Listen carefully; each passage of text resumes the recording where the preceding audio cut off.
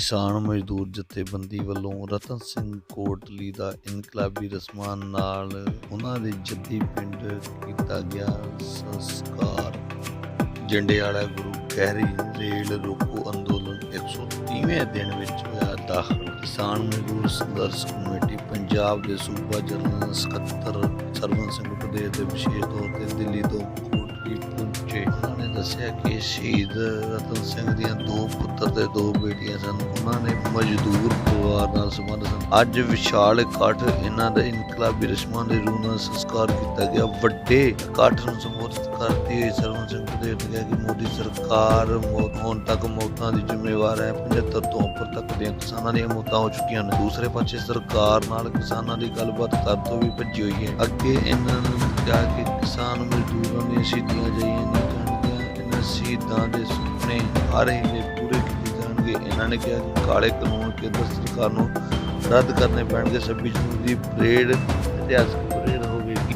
ਅਸੀਂ ਸ਼ਹੀਦ ਰਤਨ ਸਿੰਘ ਜੀ ਦੇ ਸੰਸਕਾਰ ਤੋਂ ਬਾਅਦ ਹਿੱਸਾ ਲਵਾਂਗੇ। ਪੰਜਾਬ ਦੀ ਕੈਪਟਨ ਸਰਕਾਰ ਦੇ ਨਾਇਬ ਤਹਿਸੀਲਦਾਰ ਜਸਬੀਰ ਸਿੰਘ ਵੱਲੋਂ 5 ਲੱਖ ਦੀ ਰਾਸ਼ੀ ਦੇ ਚੈੱਕ ਦੇਣ ਦਾ ਅਨਾਉਂਸ ਕੀਤਾ ਗਿਆ ਤੇ 1 ਜੀ ਨੂੰ ਨੌਕਰੀ ਦੇਣ ਦਾ ਵਾਅਦਾ। ਇਸ ਮੌਕੇ ਪ੍ਰਧਾਨ ਲਖਵਿੰਦਰ ਸਿੰਘ ਵਰਿਆਮ ਨਗਰ, ਰਣਜੀਤ ਸਿੰਘ ਕਲੇਰਵਾਲਾ, ਗੁਰਭੇਜ ਸਿੰਘ ਝੰਡੇ, ਚਲਮਨ ਸਿੰਘ ਬੱਜੂਮਾਨ, ਸਰਵਨ ਸਿੰਘ ਕੋਟਲੀ ਤੇ ਇਸ ਤੋਂ ਇਲਾਵਾ ਮਜ਼ਦੂਰ ਸੰਘਰਸ਼ ਕਮੇਟੀ ਦੀਆਂ ਵੱਖ-ਵੱਖ ਪਿੰਡਾਂ ਤੋਂ ਜਥੇਬੰਦਕ ਬੀਬੀਆਂ ਵੀ ਹਾਜ਼ਰ ਸਨ। ਹਾਂਜੀ ਸਰ, ਬਾਪੂ ਜੀ ਰਤਨ ਸਿੰਘ ਹੋਣਾ ਸ਼ਹੀਦੀ ਦਿੱਤੀ ਹੈ ਕਿਸਾਨ ਧਰਨੇ ਦੇ ਵਿੱਚ, ਤੁਸੀਂ ਇੱਥੇ ਆਪਣੀ ਪਾਰਟੀ ਵੱਲੋਂ ਪਹੁੰਚੇ, ਕੀ ਕਹਿਣਾ ਚਾਹੁੰਦੇ? ਬਾਪੂ ਜੀ ਜਿਨ੍ਹਾਂ ਨੇ ਸ਼ਹਾਦਤ ਦਿੱਤੀ ਹੈ ਕਿਸਾਨੀ ਦੇ ਨਾਂ ਤੇ, ਅਸੀਂ ਉਹਨਾਂ ਦੇ ਜਜ਼ਬੇ ਨੂੰ, ਉਹਨਾਂ ਦੇ ਜੋਸ਼ ਨੂੰ ਸਲਾਮ ਕਰਦੇ ਹਾਂ ਕਿ ਜਿਹੜੀ ਉਮਰ ਦੇ ਵਿੱਚ ਉਹ ਇਸ ਕਿਸਾਨੀਅਤ ਦੇ ਪਿਆਰ ਨਾਲ ਦਿੱਲੀ ਗਏ ਹੋਏ ਸੀ ਉੱਥੇ ਸ਼ਹਾਦਤ ਪ੍ਰਾਪਤ ਕਰ ਗਏ। ਮੈਨੂੰ ਪਤਾ ਲੱਗਿਆ ਕਿ ਉਹ 85 ਸਾਲ ਤੋਂ ਉੱਤੇ ਉਹਨਾਂ ਦੀ ਉਮਰ ਸੀ। ਮੈਂ ਸਭ ਤੋਂ ਪਹਿਲਾਂ ਤਾਂ ਪਰਮਾਤਮਾ ਅੱਗੇ ਅਰਦਾਸ ਕਰਦਾ ਕਿ ਬਾਪੂ ਜੀ ਨੂੰ ਆਪਣੇ ਚਰਨਾਂ ਵਿੱਚ ਨਿਵਾਸ ਬਖਸ਼ਣ, ਪਿੱਛੇ ਪਰਿਵਾਰ ਨੂੰ ਭਾਣਾ ਮੰਨਣ ਦਾ ਬਲ ਬਖਸ਼ਣ। ਜਿੱਥੇ ਇਹ ਕਿਸਾਨੀ, ਜਿੱਥੇ ਆਪਣੇ ਪੰਜਾਬ ਦੀ, ਹਰਿਆਣੇ ਦੀ, ਰਾਜਸਥਾਨ ਦੀ, ਉੱਤਰ ਪ੍ਰਦੇਸ਼ ਦੀ ਕਿਸਾਨ ਆਪਣੇ ਉੱਥੇ ਬੈਠੇ ਨੇ, ਕੋਈ ਤੁਸੀਂ ਆਪ ਸਮਝ ਸਕਦੇ ਹੋ ਕਿ ਕੋਈ ਕਿਸੇ ਦਾ ਉੱਥੇ ਜਾ ਕੇ ਬੈਠਣ ਨੂੰ ਜੀ ਨਹੀਂ ਕਰਦਾ।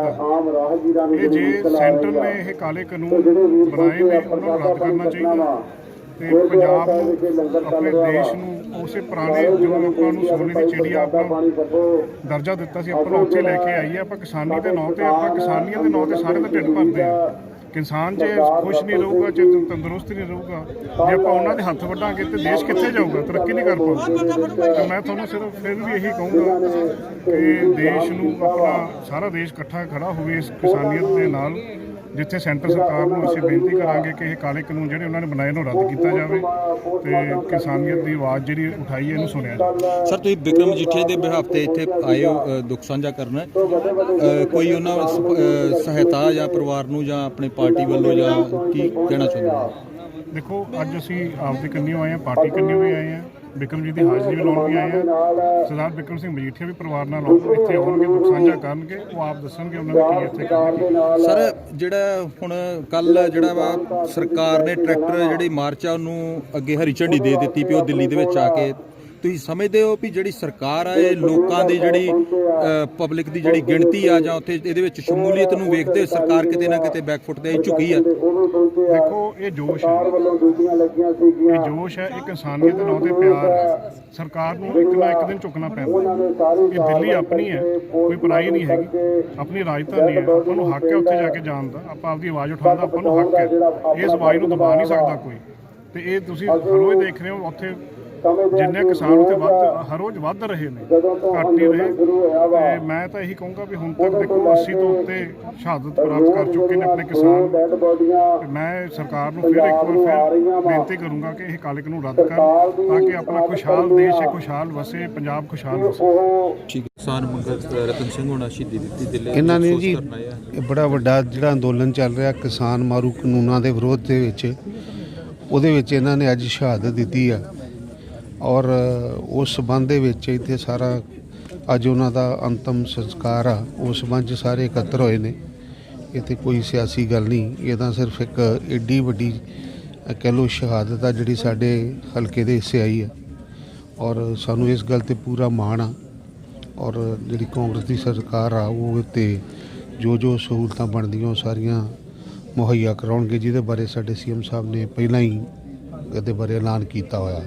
ਕੀ ਸਮਝਦੇ ਹੋ ਕਿ ਸਰਕਾਰ ਨੂੰ ਹੁਣ ਚੁੱਕਣਾ ਚਾਹੀਦਾ? ਨੀਤੀ ਰੋਜ਼ ਦੇ ਰੋਜ਼ ਕੋਈ ਨਾ ਬਿਲਕੁਲ ਕੋਈ ਜੀ, ਬਿਲਕੁਲ। ਇਹ ਤਾਂ ਕਿਸਾਨ ਵੀਰਾਂ ਨੇ ਜਿੰਨੀ ਵੱਡੀ ਅੱਜ ਤੱਕ ਸ਼ਹਾਦਤ ਦਿੱਤੀਆਂ ਗਈਆਂ, ਕਿੰਨੀਆਂ ਸ਼ਹੀਦੀਆਂ ਪ੍ਰਾਪਤ ਕਰ ਚੁੱਕੇ ਨੇ ਕਿਸਾਨ ਵੀਰ। ਸਰਕਾਰ ਦੇ ਝੁਕਣ ਦੀ ਗੱਲ ਨਹੀਂ, ਸਰਕਾਰ ਨੂੰ ਸਮਝਣਾ ਚਾਹੀਦਾ ਵੀ ਲੋਕਾਂ ਦਾ ਇਸ ਵੇਲੇ ਭਾਰਤੀ ਜਨਤਾ ਪਾਰਟੀ ਦੀ ਕੇਂਦਰ ਦੀ ਸਰਕਾਰ ਨੂੰ ਇਹ ਸਮਝਣਾ ਚਾਹੀਦਾ ਕਿ ਲੋਕਾਂ ਦੀ ਕਿੱਡੀ ਵੱਡੀ ਇਸ ਵੇਲੇ ਉਹਨਾਂ ਦੇ ਮਨਾਂ ਦੇ ਵਿੱਚ ਇਹਨਾਂ ਕਾਨੂੰਨਾਂ ਦੇ ਵਿਰੋਧ ਦੇ ਵਿੱਚ ਭਾਵਨਾ, ਤੇ ਉਹ ਲੋਕਾਂ ਦੀ ਚੁਣੀ ਸਰਕਾਰ ਆ, ਉਹਨਾਂ ਨੂੰ ਇਹਦੇ ਤੋਂ ਬਿਲਕੁਲ ਇਹ ਕਾਨੂੰਨ ਜਿਹੜੇ ਆ ਇਹਨਾਂ ਨੂੰ ਵਾਪਸ ਲੈ ਲੈਣਾ ਚਾਹੀਦਾ। ਠੀਕ ਹੈ ਸਰ, ਥੈਂਕ ਯੂ।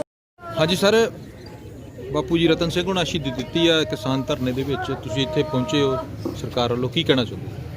ਮੈਂ ਜ਼ਿਲ੍ਹਾ ਪ੍ਰਸ਼ਾਸਨ ਵੱਲੋਂ ਮੇਰੀ ਡਿਊਟੀ ਲਾਈ ਗਈ ਆ ਦੁਖੀ ਪਰਿਵਾਰ ਨਾਲ ਹਮਦਰਦੀ ਪ੍ਰਗਟ ਕਰਨ ਵਾਸਤੇ ਮੇਰੀ ਡਿਊਟੀ ਲੱਗੀ ਆ। ਮੈਂ ਇੱਥੇ ਹਾਜ਼ਰ ਆਇਆ, ਮਾਨਯੋਗ ਡੀਸੀ ਸਾਹਿਬ ਦੇ ਹੁਕਮਾਂ ਮੁਤਾਬਕ ਮੈਂ ਇੱਥੇ ਹਾਜ਼ਰ। ਮੇਰੀ ਸੰਸਕਾਰ ਵਿੱਚ ਮੇਰੀ ਹਾਜ਼ਰੀ ਬਤੌਰ ਜ਼ਿਲ੍ਹਾ ਪ੍ਰਸ਼ਾਸਨ ਵੱਲੋਂ ਜਿਹੜੀ ਆ ਉਹ ਲਗਾਈ ਗਈ। ਸਰ, ਸਰਕਾਰ ਨੂੰ ਹੁਣ ਤੱਕ ਕੀ ਕੋਈ ਸਹਾਇਤਾ ਇੱਦਾਂ ਬਾਰੇ ਦੱਸੀ ਗਈ ਆ, ਜਾਂ ਤੁਸੀਂ ਕੋਈ ਇਹਦੇ ਬਾਰੇ ਉਹਨਾਂ ਨੂੰ ਸਰਕਾਰ ਨੂੰ ਕੋਈ ਸਿਫਾਰਿਸ਼ ਕਰੋਗੇ, ਜਾਂ ਕੀ ਇਹਦੇ ਬਾਰੇ ਕੀ ਸਟੈਪ ਹੋਵੇਗਾ? ਉਹਦੇ ਸੰਬੰਧ ਅਸੀਂ ਆਪਣਾ ਕੇਸ ਬਣਾ ਕੇ ਜਿਹੜਾ ਉਹ ਸਰਕਾਰ ਨੂੰ ਭੇਜਾਂਗੇ, ਜਿੰਨੀ ਜਲਦੀ ਹੋ ਸਕੇ ਉਹ ਸਰਕਾਰ ਵੱਲੋਂ ਜਦੋਂ ਗ੍ਰਾਂਟ ਪ੍ਰਾਪਤ ਹੁੰਦੀ ਹੈ ਪ੍ਰਾਪਤ ਪਰਿਵਾਰ ਨੂੰ ਜਿਹੜਾ ਉਹ ਮੁਹੱਈਆ ਕਰਵਾ ਦਿੱਤੀ ਜਾਏਗੀ।